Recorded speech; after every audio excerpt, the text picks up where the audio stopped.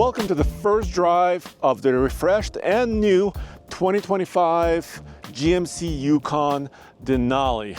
You could see it right here in this, I think, beautiful volcanic red tint coat. In this video, I want to show you everything that's new, what GMC has changed. We can talk about pricing. We can talk about a very important point, I think. This is a mild update. It's a small refresh. But here's my question. Is it worth it? Would you sell your 2024, 2023 GMC Yukon to upgrade to this one? And I need your help. So in the comments below, let me know if you're really excited about this update, and on and on and on. So let's start right here. And obviously the front end is changed and new, and I think it's really cool looking. So they changed the grills and they changed the headlamps. And if you put this up against the current model, the 2024 GMC Yukon, there is no mistaking it. This is a brand new design. I think they're kind of following along to what the GMC truck look is, and they refined it further. And the GMC Yukon has been a very, very successful and popular SUV to begin with. So of course, GMC didn't want to completely radically change it. And they really didn't, because the wheelbase is the same. They also have, of course, the XL, the long wheelbase version. The overall payload and towing numbers haven't changed much at all. And the powertrains didn't change either. And this is what it looks like. It does have power steps. So if you open this up, I think that's a nice touch. But let's talk about power. This is a truck. It's a body on frame SUV, 3-row, full-size SUV. So let me pop the hood and let's talk about powertrain first. Then we'll go for a drive and I'll show you the interior. The interior is also changed. So if you look under here, this looks same old. And I think a lot of people love that. I appreciate it too. This is, right here is a 6.2 liter gasoline V8. Nothing too terribly fancy. They've had this engine for years, so it should be relatively reliable. 420 horsepower, 460 pound-feet of torque. So they didn't change really the output or the engine. But GM has been rumored, well, they said they're investing in the next generation of V8 engines, and I cannot wait for that. But this particular Yukon doesn't have the next generation engine. It's still tried and true. It's made it to a 10-speed automatic, and the efficiency ratings, it's not a hybrid or anything like that, are not super good. 14 mpg city, 18 mpg highway. But it sounds amazing. Actually, right now, I would like just to rev the engine for you because it's super cool.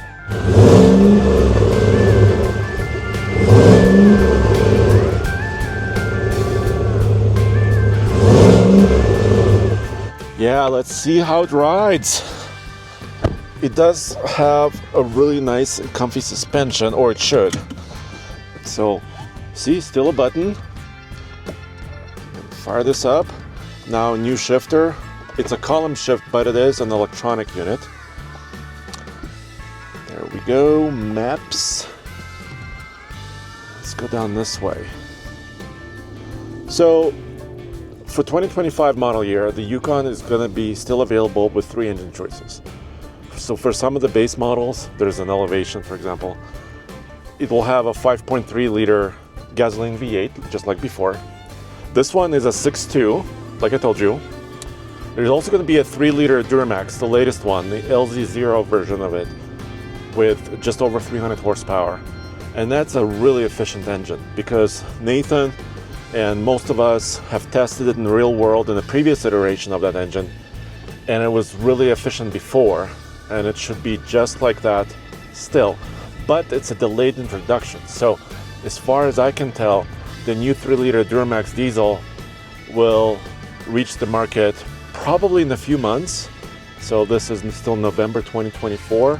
I don't have the exact date, but it could be like in the first quarter of 2025. We'll have to check on that. This is a luxury SUV, but take a look. It still has 1,495 pounds of payload, and this SUV will tow about 8,000 pounds according to the sticker. which is, all right, 8,000 pounds is not class leading, could be an issue, but it just depends on your use case. So if you have a boat, like a 24-foot boat, that's fine. If you have like a 26-foot camping trailer, that should be fine. That number is just not class leading. By the way, I want to thank my friends at Johnson Auto Plaza. This video would not be possible without them. And of course, they have a humongous selection of GMC, Chevrolet vehicles, also Stellantis vehicles as well. But this is what this engine is about. It'll give you a smile, it sounds good, it accelerates well. It's, like I said, it's not the most efficient choice by any means, but it still gives me a smile. And of course the 10-speed is really crisp, really nice. It's shifting quite well, and I love this color. I think a color just completely makes the vehicle. This is where the big change is. And this may be worth the whole shebang. The dashboard and the front of the vehicle is redesigned. You now have a humongous vertically oriented screen, redesigned look. Let me start the engine and then I can show you some of the new tech as well. Alrighty. By the way, these screens have these little plastic protectors, but this is a brand new vehicle and I don't want to ruin it for the new owner. Whoever buys it, I'm gonna let them take care of the plastic. I'm gonna stay in demo mode. This is not an electrified vehicle from GM, so it still has Apple CarPlay and Android Auto. It still it has all the camera views that you can expect from a GMC, including towing cameras and additional auxiliary cameras, 360-degree views, vehicle status. Let me see. Kind of brand new animations. I think they're just kind of refreshing all of their vehicles that look very similar. For example, my 2023 Chevy Colorado Trail Boss had something similar to this, and I really like that you can kind of check different elements of your truck, tire pressures in kind of a engaging way. You have all the gauges you ever wanted, so if you're a truck person like me, you can monitor your transmission, your oil temps. I think that's a really cool touch. Maintenance schedules. There's also climate control system is down here, and I love that it's both digital and physical. So you can actually control the temperature and the fan speed using these toggles. They feel really good. And this whole screen feels like it's floating on the dash. So it's kind of an interesting design. Looks really fresh and brand new. And there's a kind of a secret compartment up here. You push this, I actually put my key in here. But it's kind of velvety and soft, so you could put your device, your phone up there, maybe your glasses. Kind of a nice touch. Let me see. Of course, trailering app. You've seen this before. GM, I think, is one of the best at doing this. They even have specific configurations for pulling a boat, different trailers, gross combined weight alert. Basically, the truck will estimate when you're driving with a trailer how heavy the trailer may be. So kind of help you there as well. Let me see here. I need to go to controls. So controls screen usually hides a few things. Like you can control your power steps right there. Maps. Yeah, so I think it's really, really great. Really high resolution. Really sweet. The steering wheel is also pretty new. This is heated. This has Super Cruise, hands-free driving on highways. And this feature remains a sliding center console. It brings the cup holders to your passengers, and it also unveils a little cubby, maybe for your wallet or maybe something valuable right there. Or you can have more storage here as well. Cup holders and wireless charger with a USB-C port down here as well. So a lot of very useful and thoughtful touches. GMC has been doing trucks for decades. Well, I mean SUVs also for decades. So they really know their customers, I think. The seat is maybe a little bit on the firmer side, but I have a heads-up display here on my left, the driver dash. Very familiar switches. I've got my four-wheel drive controls with modes. I've got my light control, which is a physical knob. I have my trailer brake controller and several other buttons, just shortcuts for different features. So they didn't get rid of this. It's still here. It's still available. So if you're used to it, don't worry, it's still right there.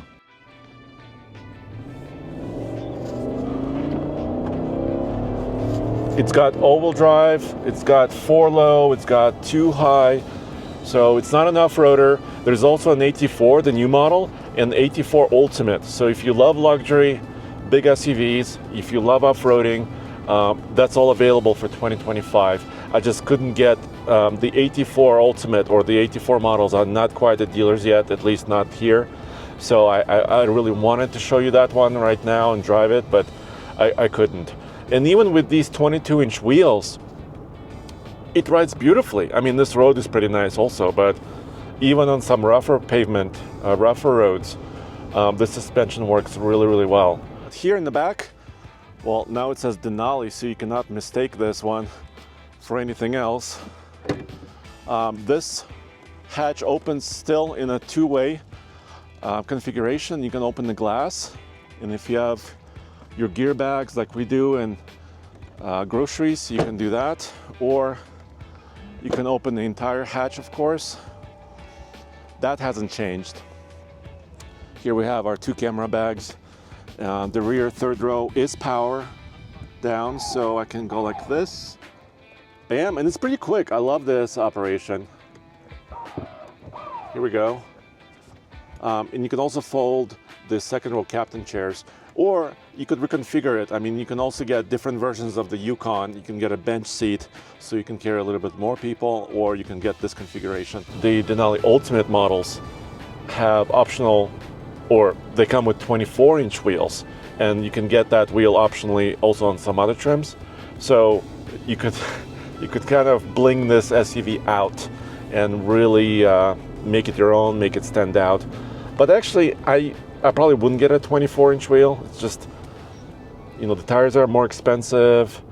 The tires might wear out sooner, and just there's a lot of negatives to that. I think I would be just happy with a 20-inch wheel or maybe a 22. And now, of course, it's time to figure out, is this new refreshed Yukon worth the money? Well, first of all, the one you see right here with every option I just showed you has a sticker price of $93,525. All right, that's quite a bit of money. But I just went to the Johnson Auto Plaza website, and they have several new Yukons, 2024 models and 2025 refreshed models there. And they also have a red Denali 2024. And the prices of those 2 trucks are almost identical at around $93,000. But the 2024 previous model has discounts and incentives, and this one does not. So it's kind of like, do you buy the latest iPhone and get the latest, fanciest, or maybe just flashy features, or do you buy a previous generation of that technology and save a little bit of money? You could save about $5,500 if you are not buying this one, but you're buying a 2024 with some incentives. And of course, $5,500 is quite a bit of money no matter who you are. But I think the fresh look here in the front, very distinct, and the new technology, just a bigger screen, it just looks a little bit fresh. I'm tempted to say, yes, it's completely worth it. It was a great SUV before, and now it continues to be really great. Let me know what you think in the comments below, and check out oldtfl.com for everything automotive in one place, and I'll see you next time.